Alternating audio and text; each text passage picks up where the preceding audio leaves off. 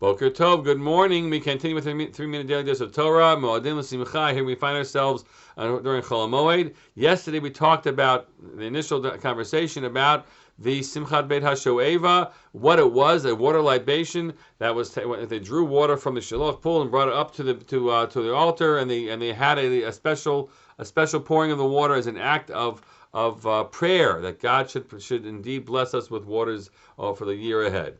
This is what the Mishnah says. B'motzei Yom Tov Rishon Shel Chag, on the after the first day of Yom Tov. They didn't have 2 days of Yom Tov, right? Yadu lezrat nashim and metaknim sham tikun gadol. We aside from the libation part, the Mishnah wants to tell us they would go and they took the main assembly hall in the Beit HaMikdash, and they set it up in a way that people would be present for it. The men and the women were separated.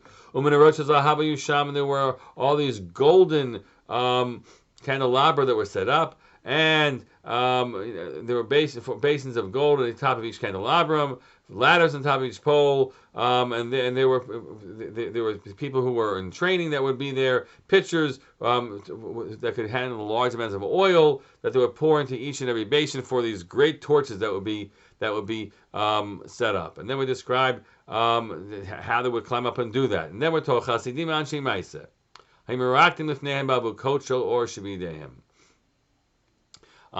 that people would be involved in on all types of dancing and joyous dancing. Who were they? Chasidim Anshe Maaseh. People who were the most pious people who were known for their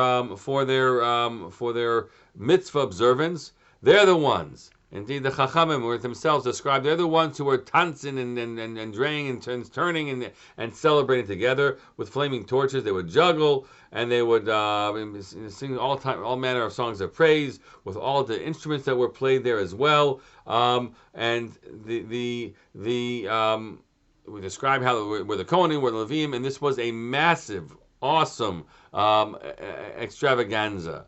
If you have a chance to go onto YouTube and just tap to see some of the Hasidic courts in Jerusalem and how they celebrate a Simchas Beis Hashoeva, it's meant to be a little bit of a feel of what is described that took place at the temple itself in the Beit HaMikdash, as a way in which, with shofar soundings and the like, as a way in which everyone was drawn into this.